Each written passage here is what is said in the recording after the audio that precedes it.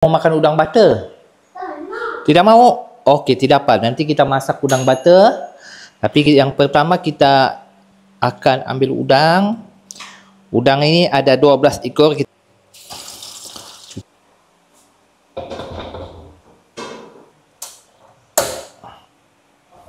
Masukkan udang satu-satu, Adama. Satu.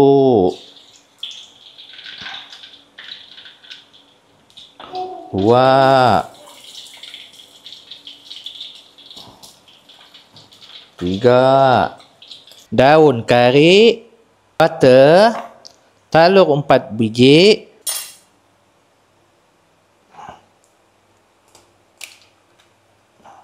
Ambil kuning saja.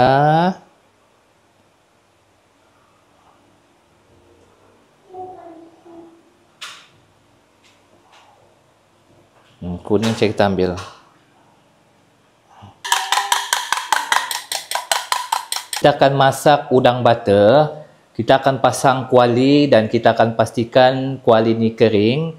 Ini adalah udang yang kita sudah goreng.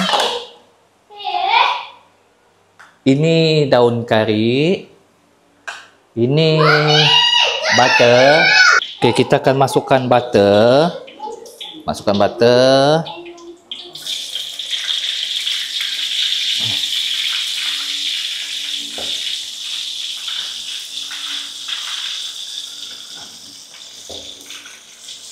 Goyangkan kuali api mesti panas.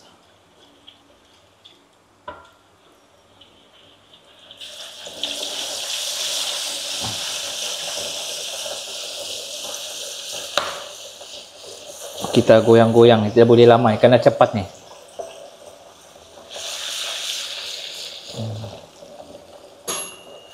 Okey, kena goyang-goyang-goyang.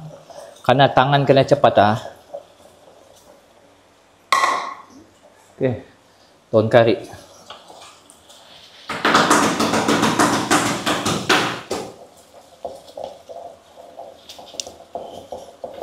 Okey, dah kasih kita tengok. Beginilah ni. Goyang-goyang-goyang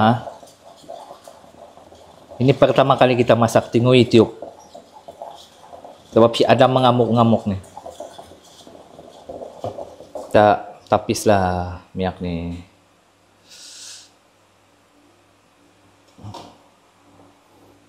Tertapis. Okey Adam, udang butter sudah siap. Ini adalah hasil yang kita buat tadi. Jimat 12 ekor udang dengan udang butter. Bolehlah kita makan. Sedap kati sedap. Bismillahirrahmanirrahim.